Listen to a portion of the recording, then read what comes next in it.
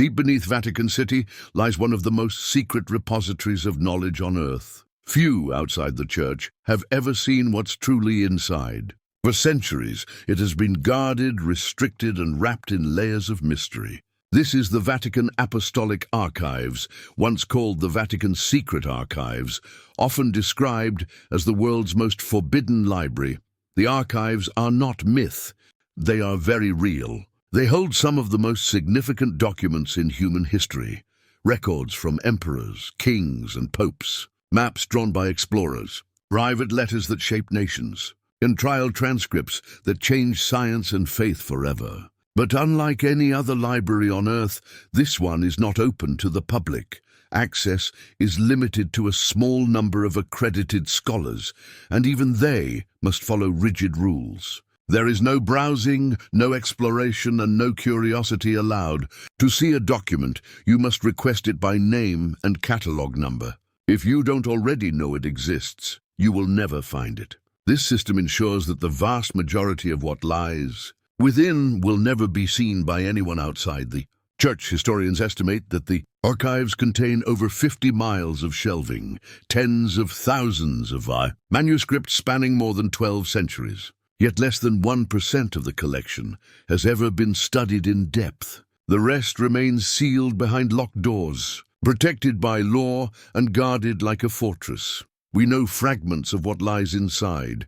Galileo's trial transcript from 1633, letters from Henry VIII during his struggle with Rome, notes from Michelangelo, and correspondence from Abraham Lincoln. But these are only the carefully selected pieces the Vatican has chosen to reveal. Behind those small glimpses lies an ocean of history, millions of pages no one outside the church has ever read. Even world leaders have been denied access. The archives are protected by papal decree, shielded from government interference and public scrutiny. Researchers can't simply wander the aisles or open a random box. Every request is reviewed and every visitor is watched. It is, by design, a controlled view of history. The secrecy has inspired centuries of speculation. Some believe the archives hide forbidden gospels, accounts of Jesus and the early church that contradict the official Bible. Others claim they contain lost records of ancient civilizations or maps showing the world before the last ice age. There are rumors of prophetic manuscripts, suppressed scientific discoveries, and even evidence of contact with non-human beings. The Vatican insists it hides nothing sinister, that the archives are sealed, simply to preserve delicate documents and protect centuries of correspondence from damage or misinterpretation. But critics argue otherwise.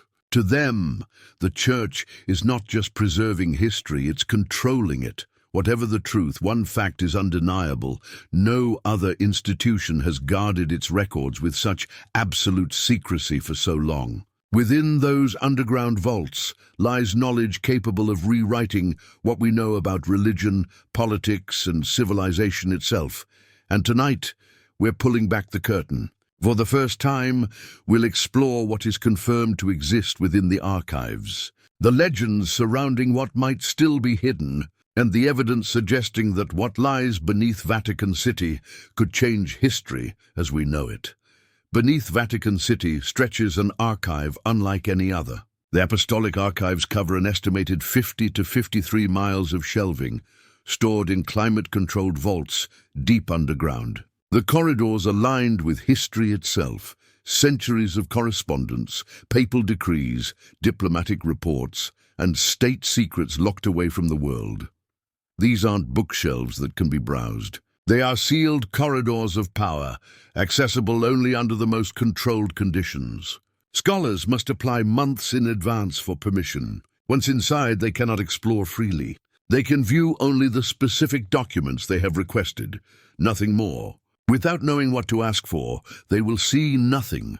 That system ensures that most of the archives, millions of pages of human history, remain untouched. Yet what little has surfaced reveals the Church's deep entanglement with the great events of the world.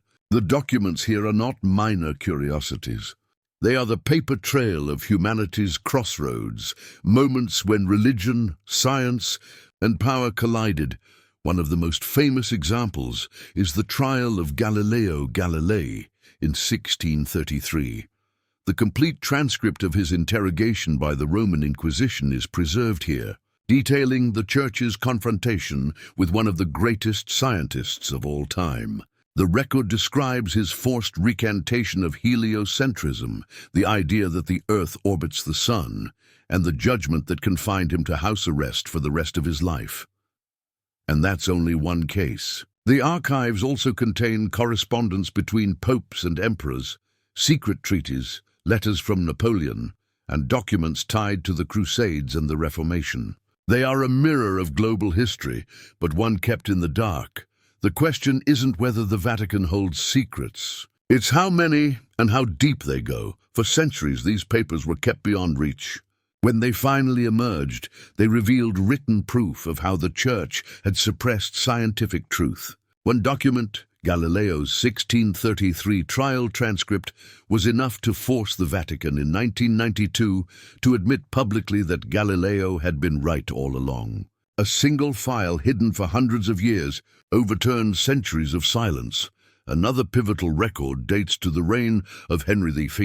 In 1530, the English king petitioned Pope Clement VII to annul his marriage to Catherine of Aragon. The letter, signed by more than 80 English nobles and church leaders, still rests in the Vatican's collection. When the annulment was denied, Henry severed ties with Rome, establishing the Church of England and igniting the English Reformation. That fragile parchment captures the exact moment Europe's religious unity fractured and papal authority was challenged in a way it had never been before. The shelves also hold the voices of artists who shaped the Renaissance itself. Among them are letters from Michelangelo to Pope Julius II, many of which are not expressions of devotion, but demands for overdue payment during his work on St. Peter's Basilica. Far from the serene image of artist and patron, these exchanges reveal heated disputes over money, deadlines, and creative control.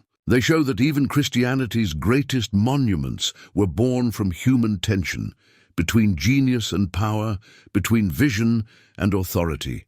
The archives also reach into the modern age. During the American Civil War, both Abraham Lincoln and Confederate President Jefferson Davis wrote to Pope Pius IX. Lincoln appealed for moral support and prayers for peace. Davis sought recognition of the Confederacy as a sovereign nation. The Pope's reply to Davis, addressed respectfully as president, was later brandished by Confederate diplomats as proof of international legitimacy. Those letters still lie within the Vatican's vaults, quiet evidence that Rome's influence reached across oceans and into one of the most defining conflicts of modern history. Each of these examples, Galileo, Henry V, Michelangelo, Lincoln, Davis, points to the same truth. Every document that surfaces from the archives exposes the Church's hand in pivotal turning points of civilization. Science silenced, kingdoms divided, wars shaped by words from Rome, and yet these are only the files the Vatican has chosen to reveal. What stands out is not just what they contain, but when they were released. Galileo's trial transcript was kept secret until long after his death. Henry's petition surfaced only centuries after the Reformation had reshaped Europe. Michelangelo's letters were disclosed when their revelations could no longer stain reputations. The Civil War correspondence emerged long after the outcome of the war was settled. Every disclosure has been delayed, deliberate, and controlled.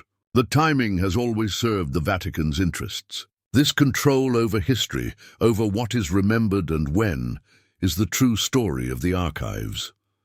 If the few documents that have been released can rewrite our understanding of science, religion, and diplomacy, then what remains locked away must carry even greater weight. Within those sealed shelves lie centuries of correspondence between popes and emperors, generals and explorers, philosophers and heretics. There are reports from missionaries describing the first encounters with new worlds and new peoples, records of the Inquisition's judgments, decrees that shaped nations, and diplomatic communique exchanged during wars and crusades, all of it lies in silence, protected by the Vatican's most rigid laws. And that leads to one unavoidable question: why such extreme secrecy? The Church insists it is a matter of preservation, that the archives are sealed to protect fragile materials from damage. But the policies tell a different story. They are not designed for conservation. They are designed for control. Researchers cannot browse. They cannot wander. They cannot even know what remains hidden. To gain access, a scholar must already know precisely what to request, down to the document's title and reference code. If you don't know it exists, you will never see it. There is no public catalogue of the collection, no master list of what lies in those vaults. In effect, the Vatican's greatest secret is not a single document. It is the archive itself, a library that holds the written memory of civilization, but allows the world to glimpse only what it permits, when it chooses. There is no comprehensive index of the Vatican archives accessible to outsiders. Without one, the collection becomes an information trap, a labyrinth of documents that only those already within the Church's inner circles can truly navigate. Thousands of files may remain unseen for centuries simply because no one outside the system knows they exist. The Vatican has also built secrecy into time itself. Certain categories of documents are locked away for at least 75 years before scholars can even request them. Entire generations pass before the world gains the faintest glimpse of what decisions were made or what knowledge was withheld. In this way, the Church always stays decades ahead of history, shaping what the world learns long after the fact. In 2019, the Vatican attempted to soften its image. Pope Francis officially renamed the Vatican Secret Archives to the Apostolic Archives, explaining that the Latin term secretum originally meant private, not hidden. Officials said the new title would end centuries of misunderstanding. But the change was little more than cosmetic. The same restrictions remained in place. The same shelves stayed locked. The rebranding polished the language, but not the secrecy. When compared to other great archives, the British Library, the US National Archives, the Library of Congress, the difference is stark. Those institutions offer public catalogues, open reading rooms, and searchable databases. Even when certain records remain classified, their existence is acknowledged. In the Vatican, none of this applies. Its opacity is total. Church officials often justify these restrictions as a matter of preservation: fragile parchment, fading ink, delicate bindings. But the system tells a different story. This is not simply about conservation. It is about control, the power to decide which pieces of history are accessible and which remain buried. Every rule ensures that the Vatican alone determines what survives in the public record, and where secrecy thrives, so does speculation. The more tightly the Vatican closes its vaults, the more theories multiply about what lies inside: forbidden gospels that challenge the Bible, maps of ancient civilizations lost to time, artifacts that rewrite the human timeline, or even records of contact with beings not of this world. When 99% of the most complete archive of human history is sealed away, the silence itself becomes deafening. Among the most persistent claims is that the archives contain texts deliberately excluded from the Bible, alternative gospels suppressed during Christianity's earliest centuries. Scholars know that dozens of such writings once circulated among early Christian communities. Many were condemned as heresy, hidden or destroyed. Others disappeared entirely. But fragments that have survived raise profound questions about how much of Christian doctrine was shaped by faith and how much by institutional editing.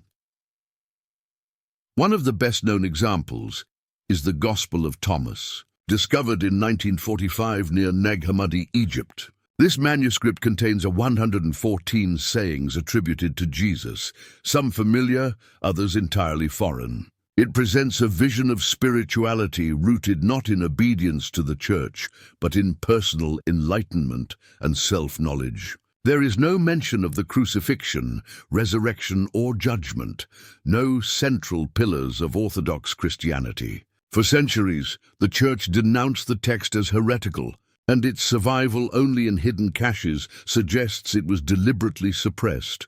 Another is the Gospel of Judas, unearthed in the 1970s but kept from public view for decades before its eventual release in 2006. Its contents shocked theologians. Here, Judas Iscariot is not the traitor who betrayed Christ, but the disciple who fulfilled Jesus' own request, enabling the divine plan to unfold. In this version, Judas becomes the one who truly understood the mission, an interpretation that directly challenges centuries of church teaching, where Judas represents ultimate sin and betrayal. It's not difficult to see why such a narrative would be marginalized or buried. Then there is the Gospel of Mary Magdalene, known only through fragmentary copies preserved in Coptic and Greek. Its surviving passages portray Mary not as a repentant sinner, but as a teacher and confidant of Jesus, someone who comprehended his message more deeply than the male apostles. In this text, Peter questions her authority, and she defends her insight, revealing a conflict over spiritual leadership in the early church. Such an account upends the traditional hierarchy that placed male apostles at the center of faith.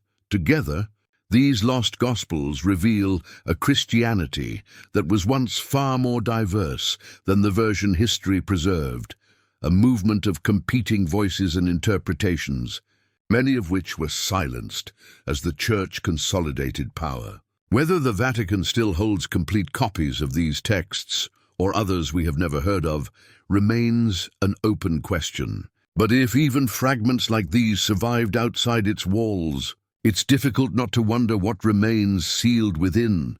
The fragments of the Gospel of Mary Magdalene, dating from the 2nd century, reveal a version of her story that starkly contradicts her later image as a repentant sinner. In this text, Mary is not a peripheral figure.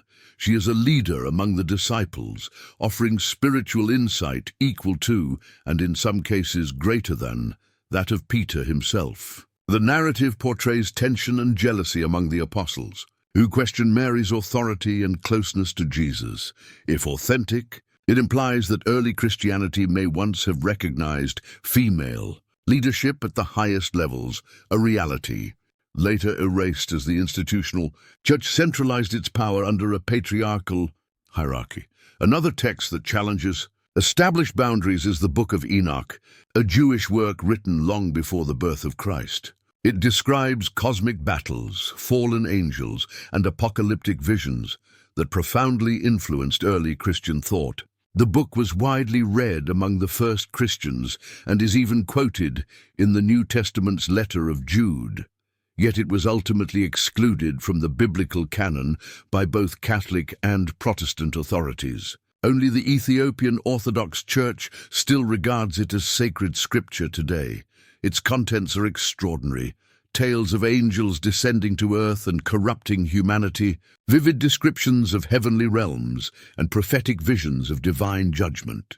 These themes echo throughout Christian theology, from the fall of Lucifer to the final apocalypse, yet the book itself was systematically removed from Western Christianity. Its disappearance underscores how the early church chose which voices would define divine truth and which would be silenced. All of these lost writings, Mary's Gospel, the Gospel of Thomas, Judas, and the Book of Enoch, converge on a pivotal turning point in history, the 4th century, when church leaders gathered to canonize Scripture. At the Council of Nicaea and the councils that followed, bishops debated which texts would form the foundation of Christianity. Dozens of writings were rejected. Some contradicted official doctrine. Others emphasized personal spiritual awakening over obedience to church hierarchy. Some granted women a central role in faith and leadership. From that moment on, the church decreed that only 4 Gospels, Matthew, Mark, Luke, and John, would define the life and teachings of Jesus. Every other text was declared heretical or apocryphal. Entire libraries of early Christian writings were lost, destroyed, or hidden. If even one of those excluded Gospels survived intact and rests today in the Vatican's archives, its existence could shake the foundations of Christian authority. Imagine a Gospel portraying Jesus not as divine, but human, a teacher, a reformer, even a revolutionary, or one in which he marries, fathers children, or preaches a message of liberation rather than submission. Any of these revelations would unravel centuries of theology and doctrine. Whispers of such alternate Bibles have persisted for generations. Scholars have long speculated about texts describing Jesus as a political leader, a philosopher, or a family man, accounts that would radically alter how the Church has shaped his image. Whether these manuscripts truly exist is unknown, but the sheer number of Gospels excluded from the canon reveals how carefully the early Church curated its version of Christianity. The Vatican's archives would be the most logical resting place for these forbidden scriptures. Throughout history, missionaries, inquisitors, and church authorities confiscated countless manuscripts as they rooted out heresy. Some were likely burned, but others, too important, too sacred, or too dangerous, may have been locked away instead. Hidden, preserved, but never acknowledged. If even fragments of those Gospels lie within the Vatican's sealed vaults, they would expose just how deliberate the construction of the biblical canon truly was. The Bible as we know it was not inevitable. It was curated, edited, and enforced by decree. And if one of those lost texts contradicts the official story, the Church's entire theological foundation could tremble overnight. But the mysteries of the Vatican archives may go far beyond words on parchment. Some say that within its most restricted chambers lie not only manuscripts, but physical relics, objects so charged with historical and spiritual power that their existence could redefine faith itself. One of the most enduring legends involves the Spear of Destiny, also called the Holy Lance, the weapon said to have pierced the side of Christ during the crucifixion. Over the centuries, several relics have claimed to be the true lance, scattered across Europe and the Middle East. Yet persistent rumors suggest that the authentic spear rests in the Vatican's hidden vaults. According to legend, the spear carries immense power, granting victory or downfall to whoever possesses it. From Charlemagne to Hitler, rulers have been said to seek it, believing their fate bound to the relic's destiny. If the Vatican truly possesses the genuine lance, it would hold not just a relic of the Passion, but an artifact long entwined with the rise and fall of empires. Another artifact rumored to lie beneath Vatican City is the Ark of the Covenant, the gold-covered chest described in the Old Testament as containing the stone tablets of the Ten Commandments. The Ark vanished from history millennia ago, its fate one of religion's greatest mysteries. Some traditions claim it was carried to Ethiopia, where it remains guarded in Axum. Others say it was hidden in Jerusalem before the Babylonian conquest. But medieval accounts from the Crusades hint that the Church may have recovered it and quietly transported it to Rome. If that legend holds any truth, the Ark, an object said to embody the direct presence of God, could now be sealed in the Vatican's deepest vaults, its existence denied, but its guardianship maintained. Whether symbolic or real, the idea that such relics might rest beneath St. Peter's Basilica reinforces the same unsettling possibility that the Vatican's hidden chambers do not just preserve history, they control it. If the Ark of the Covenant truly rests within the Vatican's vaults, it would be the most consequential archaeological discovery in history, an artifact capable of reshaping not only religious faith, but the entire human understanding of the past. And the Ark may not be the only relic of biblical proportions connected to the archives. Throughout history, explorers and pilgrims have claimed to find fragments of Noah's Ark on Mount Ararat in modern-day Turkey, the mountain named in Genesis as the vessel's resting place after the flood. Reports of ancient wood preserved in ice have circulated for centuries, from early Christian travelers to modern scientific expeditions. Some of these explorers maintained direct contact with the church, leading to speculation that samples, perhaps pieces of timber or resin, were quietly removed and taken to Rome. If authenticated, they would constitute tangible evidence of the Great Flood, a story at the core of Judeo-Christian tradition. During the Middle Ages, the Church accumulated vast collections of sacred relics, bones of saints, fragments of the true cross, the Holy Shroud, and countless chalices and reliquaries were displayed across Europe. Many were used to draw pilgrims to cathedrals and holy sites, credited with performing miracles of healing or divine protection.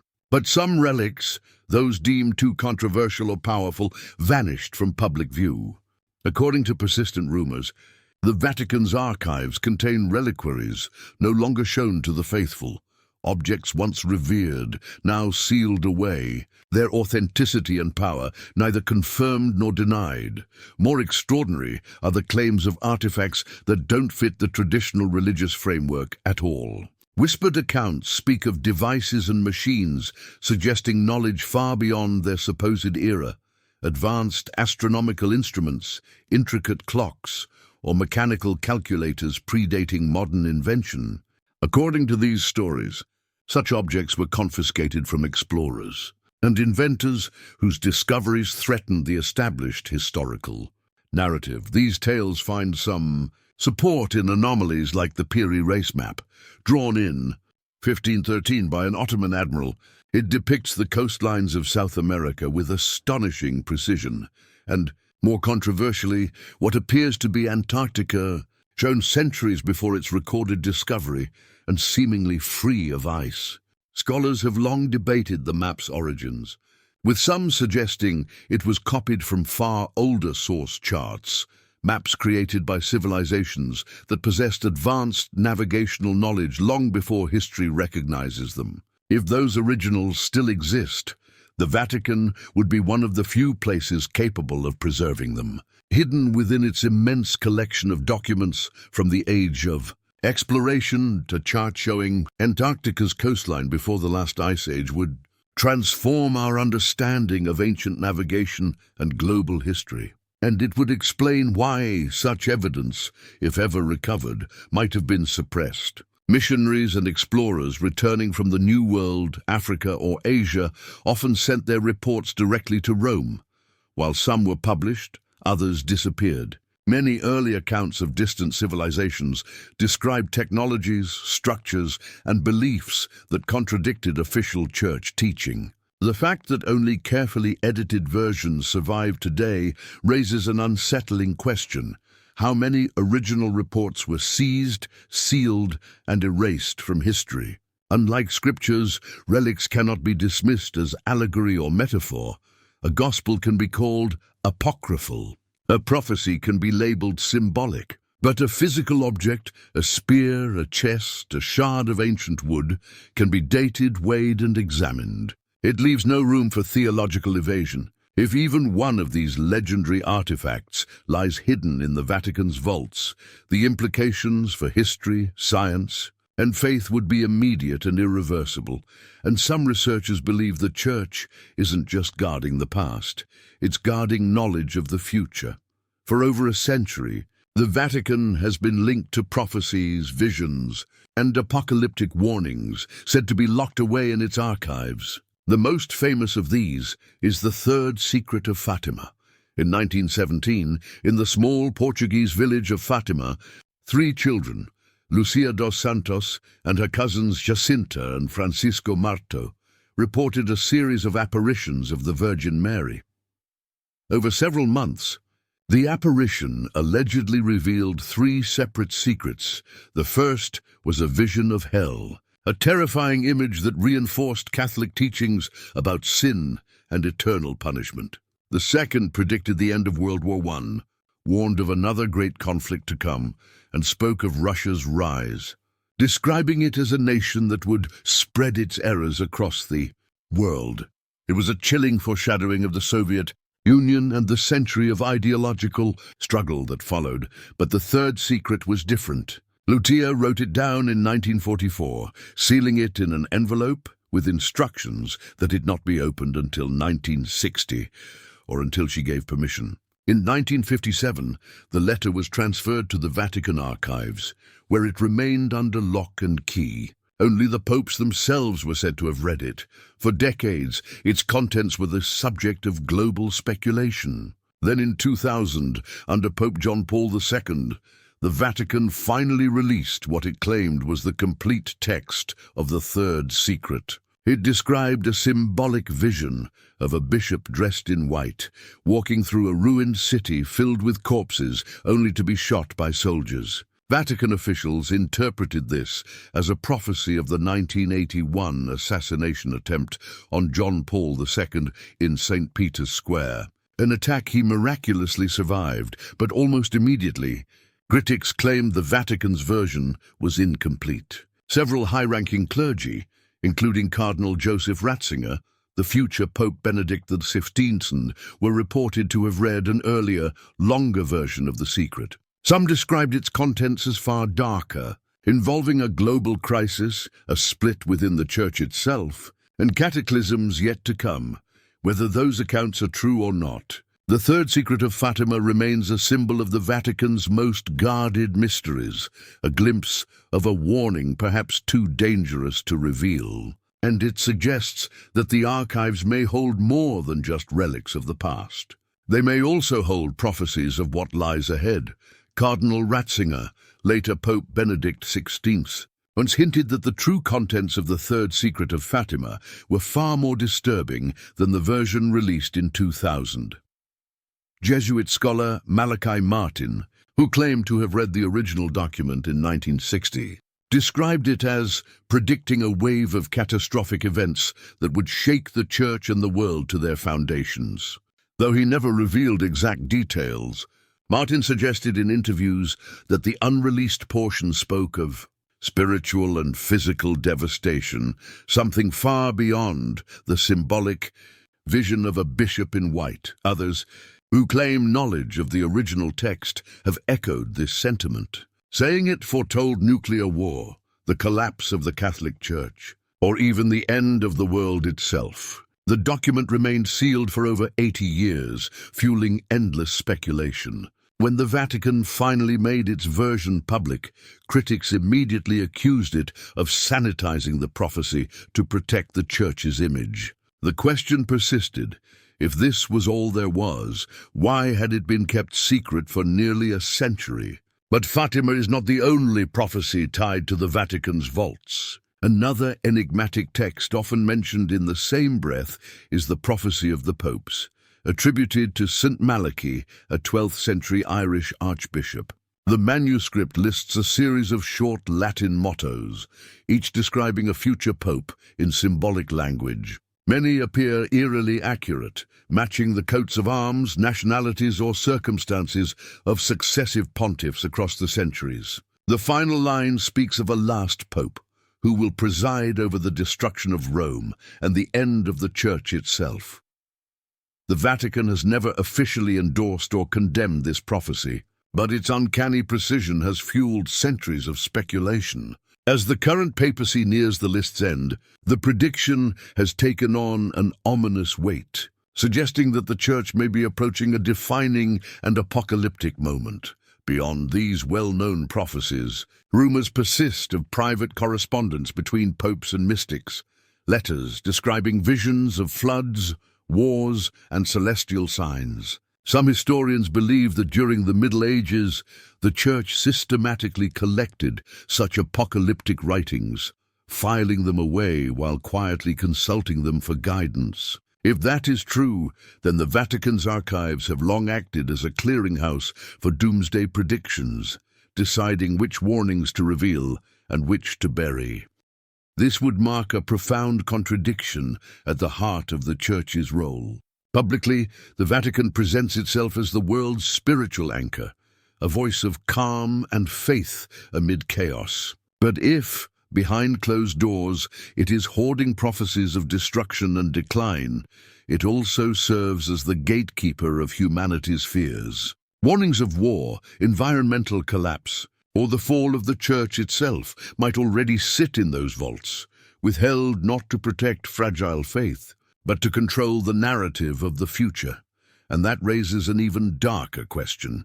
If the Church has kept prophecies about its own downfall, what else is hidden among those shelves? The secrets, according to some, may extend far beyond theology, or even Earth itself. Among the most controversial claims about the Vatican's archives are those involving contact with the unknown, reports of UFOs, unexplained aerial phenomena, and possible encounters with non-human intelligences. Whether or not these stories are true, their persistence owes everything to the Vatican's policy of silence. Allegedly, the archives contain centuries of celestial reports, letters and chronicles from priests, explorers and scholars describing fiery disks, radiant beings, and mysterious lights moving across the heavens. Some researchers claim that church emissaries were dispatched during the Middle Ages to investigate these phenomena, gathering accounts from across Europe and the colonies. If such reports existed, they would have been absorbed into the Vatican's meticulous bureaucracy, filed away alongside political and religious correspondence. Biblical passages are often re-examined in this light. The prophet Ezekiel's vision of a wheel within a wheel, descending from the sky, has been interpreted by some modern theorists as an early account of a spacecraft. The chariots of fire described in the Old Testament, once seen as metaphors for divine power, bear uncanny resemblance to descriptions of glowing aerial craft. Even medieval chronicles contain depictions of flying wheels and ships of light crossing the night sky, stories dismissed as omens then, but which today read like reports of pre-modern UFO sightings. The Vatican's deep and historic connection to astronomy only fuels these suspicions. It operates one of the oldest continuous astronomical institutions in the world, the Vatican Observatory, founded in the 16th century. Far from being a relic, the observatory remains active today, equipped with advanced telescopes and research facilities. One of its most powerful instruments, located on Mount Graham in Arizona, carries the controversial nickname Lucifer, derived from the Latin word meaning light bringer. The name, though scientific in origin, has done little to quiet speculation about the Church's true interests in the heavens. Why, some ask, would the Vatican invest so heavily in the study of the cosmos, unless it had a vested interest in what might be found there? Researchers who follow the Church's astronomical work suggest that the Vatican is preparing for a paradigm shift, one that could challenge traditional theology. Some believe the Church already knows that extraterrestrial life exists, or at the very least considers its discovery inevitable. If so, it would make sense for the Vatican to quietly manage that information, shaping the world's spiritual response long before any official disclosure. The reasoning is simple, yet staggering. Confirmation of intelligent life beyond Earth would upend the foundation of every religion on the planet. And no institution on Earth is better positioned to mediate that revelation, or to decide when humanity is ready to face it, than the Vatican itself. Cardinal Ratzinger, later Pope Benedict XVI, once hinted that the true contents of the Third Secret of Fatima were far more disturbing than the version released in 2000. Jesuit scholar Malachi Martin, who claimed to have read the original document in 1960, described it as predicting a wave of catastrophic events that would shake the Church and the world to their foundations. Though he never revealed exact details, Martin suggested in interviews that the unreleased portions spoke of spiritual and physical devastation, something far beyond the symbolic vision of a bishop in white. Others, who claim knowledge of the original text, have echoed this sentiment, saying it foretold nuclear war, the collapse of the Catholic Church, or even the end of the world itself. The document remained sealed for over 80 years, fueling endless speculation. When the Vatican finally made its version public, critics immediately accused it of sanitizing the prophecy to protect the Church's image. The question persisted: if this was all there was, why had it been kept secret for nearly a century? But Fatima is not the only prophecy tied to the Vatican's vaults. Another enigmatic text, often mentioned in the same breath, is the prophecy of the popes, attributed to St. Malachy, a 12th century Irish archbishop. The manuscript lists a series of short Latin mottos, each describing a future pope in symbolic language. Many appear eerily accurate, matching the coats of arms, nationalities, or circumstances of successive pontiffs across the centuries. The final line speaks of a last pope who will preside over the destruction of Rome and the end of the Church itself. The Vatican has never officially endorsed or condemned this prophecy, but its uncanny precision has fueled centuries of speculation. As the current papacy nears the list's end, the prediction has taken on an ominous weight, suggesting that the Church may be approaching a defining and apocalyptic moment.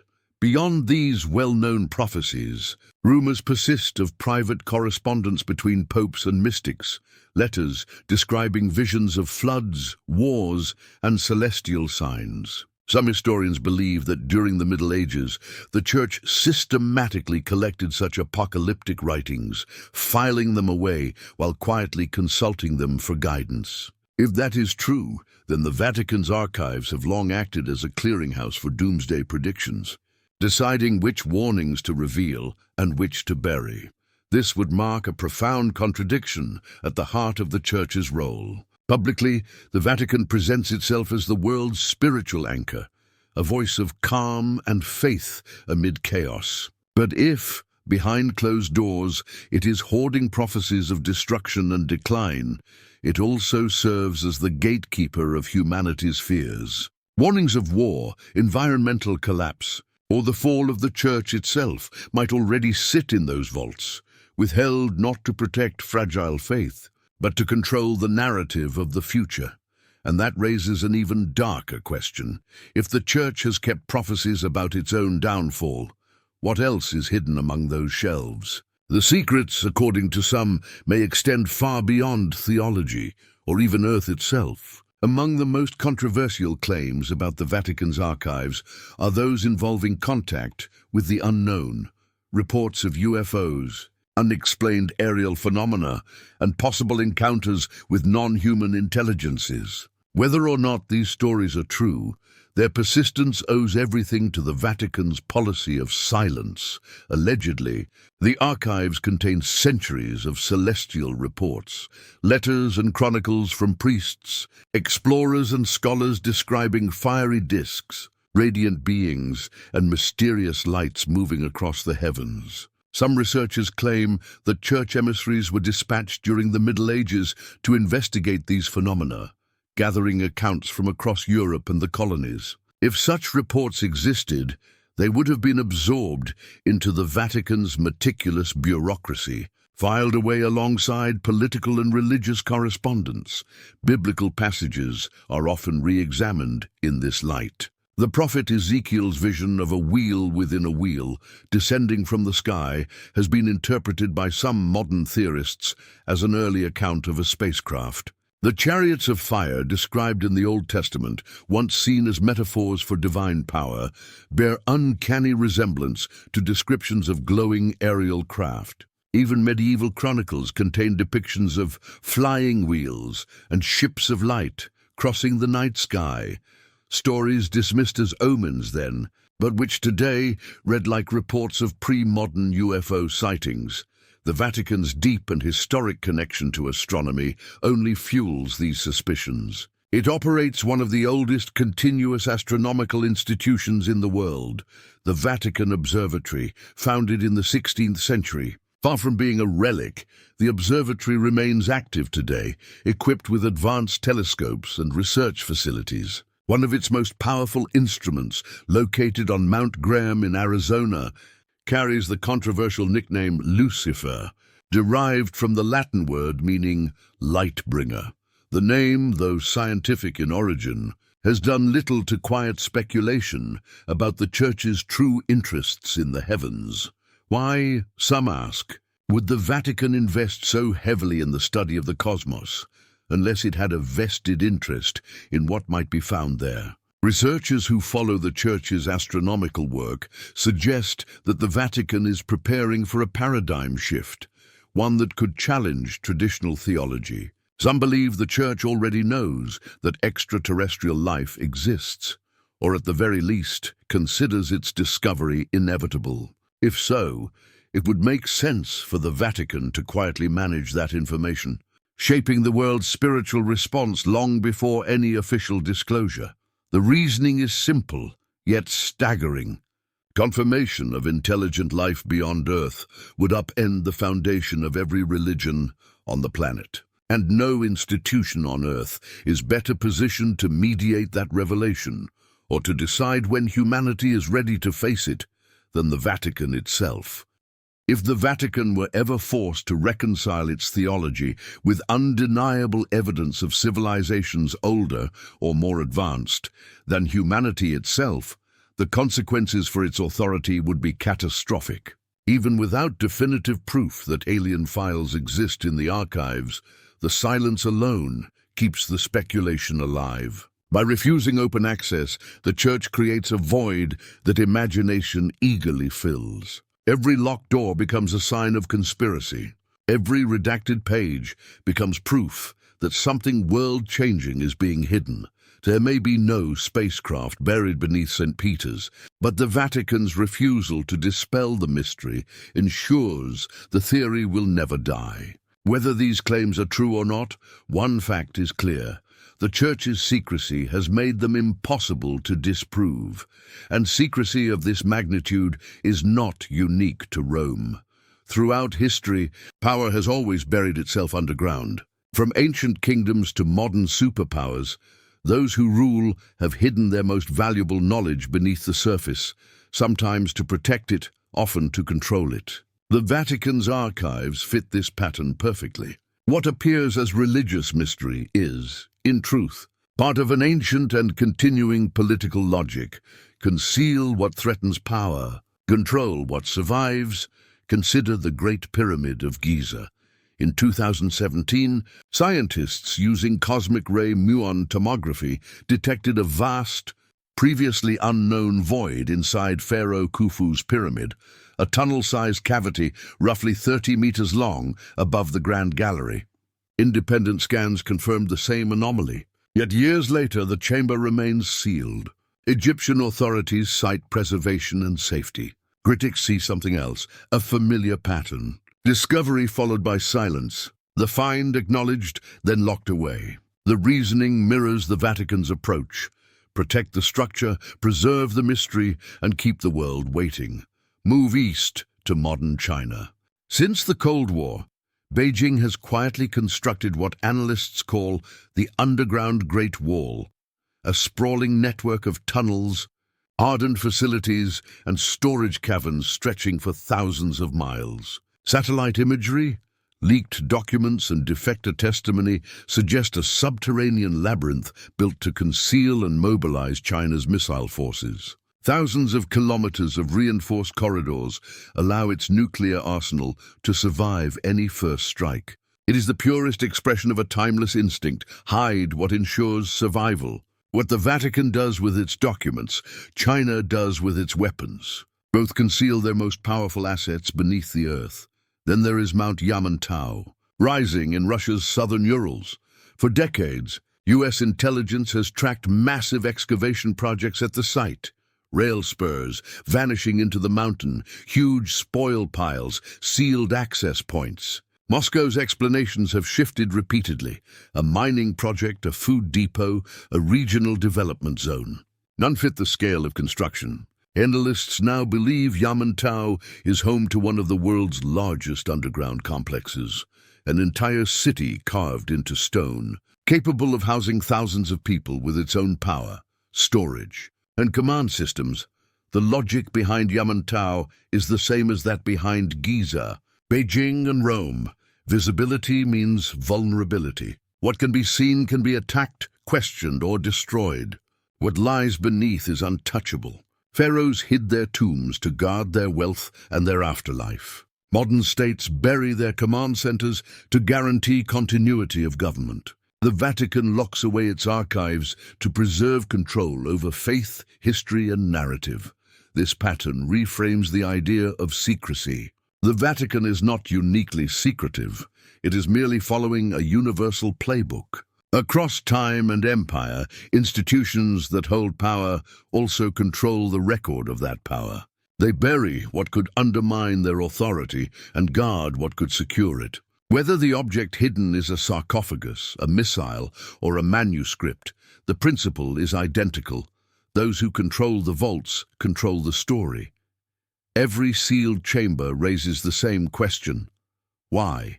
Why so much of human knowledge buried underground, inaccessible to the very civilization that created it? The Vatican's official explanation is preservation. Ancient parchment, delicate ink, fragile bindings, they must be protected from light and touch. There is truth to that. But the deeper you look, the clearer it becomes that this is not just about conservation. It's about selective control. One motive is theological survival. If the archives contain documents or relics that contradict established doctrine, revealing them could fracture the foundation of faith itself. A gospel describing Jesus as mortal, married, or politically radical would destabilize 2,000 years of Catholic teaching. A relic such as the Ark of the Covenant or the Spear of Destiny, if proven authentic or proven false, could ignite global upheaval. For the Vatican, silence is the only defense. Another motive is political. Within those underground shelves lie centuries of correspondence between popes and monarchs, generals, presidents, and prime ministers. Letters from moments when religion and power were inseparable. Some may reveal secret deals, betrayals, or interventions that would rewrite national histories. To open them would embarrass living governments and destabilize alliances that still shape the modern world. In that sense, the Vatican's secrecy protects not just the Church, but the reputations of nations. Then there are the prophecies, documents like the Third Secret of Fatima, which some say contain warnings of nuclear war, global collapse, or the Church's own demise. The Vatican claims it withholds them to prevent panic, but by deciding what humanity can and cannot know about its possible future. It acts not as a spiritual guide, but as a gatekeeper of destiny. And beyond prophecy, the stories grow stranger. There are claims, dismissed by official historians but impossible to erase, that the Vatican's vaults contain evidence of civilizations predating recorded history. Maps showing Antarctica before the ice, chronicles of lost continents such as Atlantis, reports from missionaries describing ancient machines or unknown technologies seized and sealed because they didn't fit the Church's timeline of creation. Others whisper about classified files on extraterrestrial contact, centuries of reports of strange lights, unexplained phenomena, and Vatican observatory research that the public has never seen. The longer the Vatican refuses transparency, the more these theories multiply. Every unopened door becomes evidence of suppression. Every delayed disclosure becomes proof that the truth is too explosive to reveal. That is the Vatican's paradox. Pharaohs hid their treasures. Superpowers buried their weapons. But the Vatican hides the narrative of humanity itself. In its labyrinth of sealed corridors may lie not just relics and documents, but the power to define what version of history, and perhaps even what version of the future, the world is permitted to see. If even fragments of what is rumored within those walls are real, then history as we know it is incomplete and has been deliberately kept that way. Now it's your turn. What do you believe lies beneath Vatican City? Are these merely legends or echoes of truths too disruptive to reveal? Share your theories in the comments. We'll be reading and responding to the most compelling ones. If this journey through the hidden world of power and secrecy has captivated you, make sure to subscribe and turn on notifications so you don't miss what comes next. Our next investigation dives even deeper into the buried mysteries that could rewrite everything we think we know about human civilization. But what if the Vatican isn't the only place where history has been locked away? Because across the world, in vaults, chambers, and sealed laboratories, there are hints of another network, a quiet, global effort to control not just artifacts, but truth itself. Every great civilization seems to leave behind two legacies, one for the public and one hidden. The public record tells the story of progress, faith, and power. The hidden one, buried in archives, sealed in ice, or encrypted in data vaults, tells the story of what humanity isn't yet ready to face. In 2018, a leaked report from within the European scientific community revealed that deep beneath Vatican City, inside the modern structure of the Apostolic Archives, there exists a restricted lower level known by researchers only as Section 3. Officially, it doesn't exist. No maps, no access logs, no acknowledgement from the Curia. But satellite thermal scans have shown activity beneath the archives at depths far beyond any documented construction. The data indicates heat signatures, possibly machinery, in chambers that should not be there. What is being stored or operated at that level? Some suggest it's preservation infrastructure, climate control for delicate manuscripts. Others whisper that it's more a containment vault, a laboratory preserving materials not meant to decay, perhaps not meant to be found at all. The Vatican isn't alone in using modern technology to guard ancient secrets. In Norway, buried deep within a mountain in the Arctic archipelago of Svalbard, lies the Global Seed Vault, designed to preserve every crop on Earth in case of global catastrophe. It's a scientific Noah's Ark, and yet even this public project has a private side.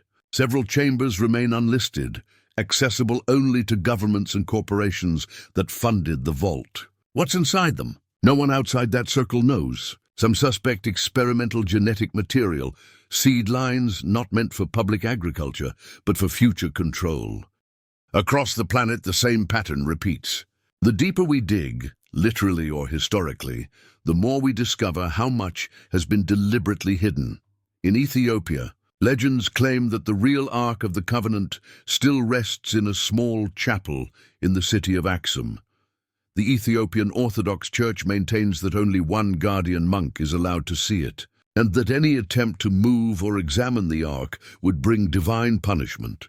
For centuries, no one, not explorers, not historians, not even popes, has been allowed to verify the claim. Yet every few decades, rumors emerge that delegations from Rome have quietly visited Aksum, seeking confirmation. If the Vatican already knows the Ark's true location, that knowledge would be among its most guarded secrets, a relic that could either unite faiths or destroy the foundations of belief itself.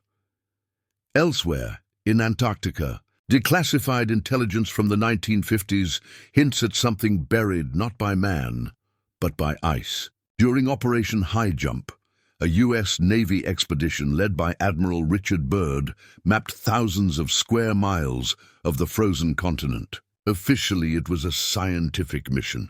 Unofficially, Byrd's post-expedition interview contained a chilling remark. He spoke of a new enemy capable of flying from pole to pole at incredible speed. Those words sparked decades of speculation that the polar regions hide entrances to vast subterranean systems, the same kind of hidden world ancient myths called Agartha or Shambhala. If such a system exists, the Vatican would almost certainly know. In the centuries when exploration and theology were inseparable, papal cartographers collected reports from expeditions around the world, journals, maps, and coded dispatches describing lands that didn't appear on any public chart. Those records still exist, filed under terra incognita, the unknown lands. Most have never been released, but secrecy does not last forever. Occasionally, fragments escape. In 2021, an Italian journalist claimed to have obtained a classified memo from within the Vatican's diplomatic office, a communication referencing non-canonical findings beneath the sands of Egypt. The memo, though unverified, described artifacts uncovered near Saqqara that were incompatible with the accepted chronology of human civilization. The report was forwarded to the Vatican's Pontifical Academy of Sciences. After that, the trail vanished. The Egyptian government announced no such discovery. The site was sealed, and the memo was never mentioned again. If the details were false, it would have been easy to deny them. But silence again was the response. The pattern is unmistakable. Discover, contain, deny. Whether it's a hidden void inside a pyramid, sealed levels under Rome, or tunnels beneath the mountains of Russia, the behavior is the same. The deeper the discovery, the tighter the control. What are they all protecting us from? Or perhaps protecting themselves from? Some theorists believe the answer is psychological. The church, governments, and institutions all understand a simple truth, that belief is more powerful than any weapon. Belief shapes law, behavior, even perception itself. If a discovery ever challenged humanity's shared story, the timeline of creation, the uniqueness of our species, the boundary between Earth and the stars, belief could collapse overnight. Maybe that's the real secret. The world's elite are not hiding proof of aliens, gods, or ancient technology. They're hiding the one thing that keeps civilization stable, a single unbroken narrative, because if that narrative shatters, so does control. Look closely and you'll see it everywhere. In the way textbooks simplify history, in how ancient sites are fenced off for safety, in how classified documents vanish into sealed archives for 75 years. Knowledge isn't just power, it's currency. Whoever controls what the world believes controls the world itself. That may be why, every time a discovery threatens to upend the timeline, a tool too advanced, a map too precise, a text too dangerous, it disappears into the same cycle: official denial, restricted access, and silence. Maybe that's the real secret. The world's elite are not hiding proof of aliens, gods, or ancient technology. They're hiding the one thing that keeps civilization stable, a single unbroken narrative, because if that narrative shatters, so does control. Look closely and you'll see it everywhere. In the way textbooks simplify history, in how ancient sites are fenced off for safety, in how classified documents vanish into sealed archives for 75 years. Knowledge isn't just power, it's currency. Whoever controls what the world believes controls the world itself. That may be why, every time a discovery threatens to upend the timeline, a tool too advanced, a map too precise, a text too dangerous, it disappears into the same cycle: official denial, restricted access, and silence. So the question remains, what if the archives under Rome, the tunnels under Beijing, the chambers beneath Egypt, are all fragments of one global memory, pieces of a story buried not to protect us from the past, but to keep us from remembering it? And if that memory were ever brought to light, what kind of world would we wake up to?